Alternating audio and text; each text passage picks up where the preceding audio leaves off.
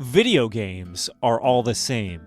At least if you ask gamers. I see this take come up constantly, and honestly, I disagree. Look, I get it. There are times in the games industry where it does feel like every major release is a Ubisoft open world video game. But the reason why this stupid take frustrates me so much is because whenever a video game comes out and is truly weird, it gets rejected. Easily the best example of this is 2019's Death Stranding. Hideo Kojima's first game after going independent, in 2019, Death Stranding divided everyone, as people were quick to dismiss Kojima's new IP as pretentious and cumbersome. And honestly, looking back on it, I find this reaction to be strange. In a games industry that seems obsessed with calling every game the same, why was Death Stranding criticized for being different?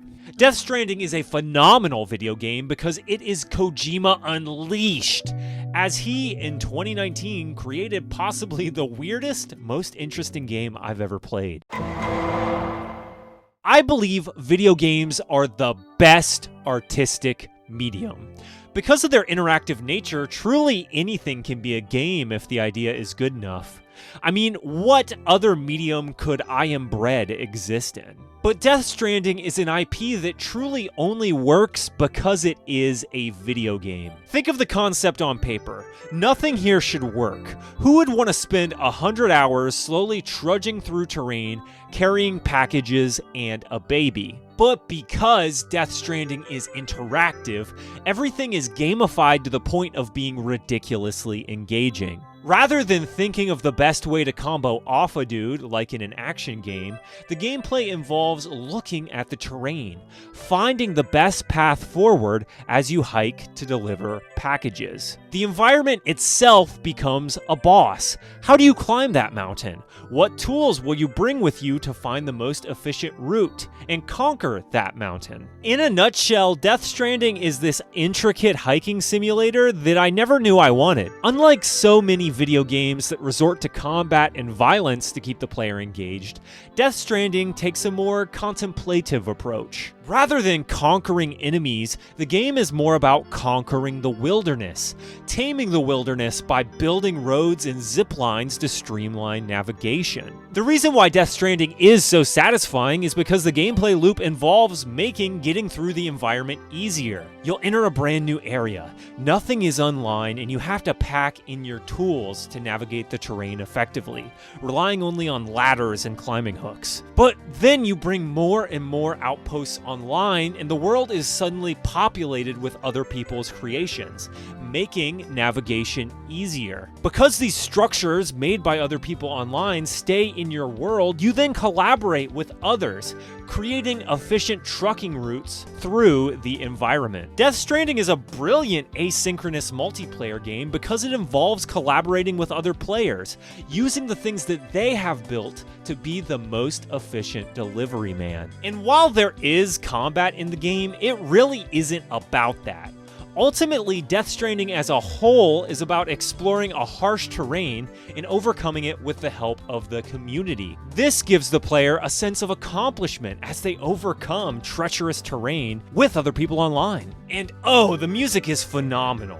Easily one of the best video game moments I have ever had in a video game is coming over a difficult hill with Sam and listening to the music kick in as I view a beautiful vista. One of the most unique moments in a game I have ever seen. Look, I'm not going to sit here and tell you that Death Stranding has an airtight story. We run together. Run? Yeah. Like Mario and Princess Peach.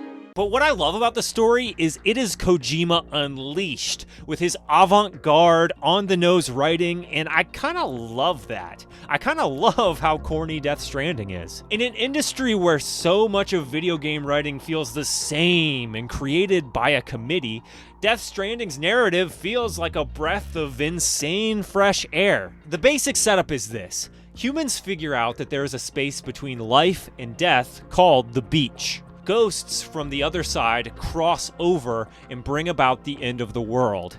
As Sam, you're a porter, a post-apocalyptic delivery man tasked with reuniting the world via a magic internet. Look, narratively, this is probably Kojima at his craziness since Metal Gear Solid 4. But I am here for it. The story shines because Kojima actually does a great job writing character interactions and relationships. And the actors are acting their asses off in this weird little video game. You know why they call me Die Hardman? Because he wouldn't let me die.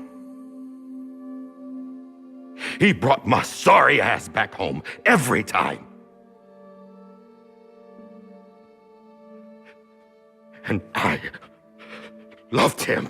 While so many people love to pick apart Kojima's avant-garde narratives, I instead choose to enjoy it at face value. Is it always the best writing? No. But Death Stranding's narrative is always entertaining, and frequently it goes between being the dumbest thing you've ever seen and then being surprisingly profound. Plus, Kojima knows how to write stuff that's just cool, my dude. Why nitpick when cool? What you end up with is this beautifully weird story about human connection with memorable characters you come to genuinely care about. Remember Heartman, the guy who dies and comes back to life every 21 minutes? Remember Fragile, the woman who has an old lady body because she sacrificed herself in Time Rain? Remember Dead Man, the lovable Guillermo del Toro? Kojima game vibes are weird and immaculate. And honestly, that's what I'm here for when I play a Kojima game. Not to be a snooty art critic and stick my nose up at some strange plot point. Death Stranding is the game that really made me stop listening to games media. In 2019, Death Stranding comes out and it gets blasted as this 7 out of 10 mediocre experience about delivering packages. And honestly, I bought into the hate. I didn't play Death Stranding until 2022. And frankly, when I did finally play Death Stranding, I was pissed. Because what I found in Death Stranding was a video game experience like nothing I had ever played before. A unique hiking package delivery simulator with that trademark Kojima weirdness. I found a game that genuinely moved me with its twists and turns and atmospheric exploration. And I found a game that just honestly was treated unfairly. Look, I don't believe video games are all the same now. But with how many gamers there are that complain about how every game feels the same, you would think Death Stranding would have been met with more open arms because the game is so weird and genuinely like nothing I've ever played before. Death Stranding is this avant-garde, strange video game about delivering packages in the eldritch post-apocalypse.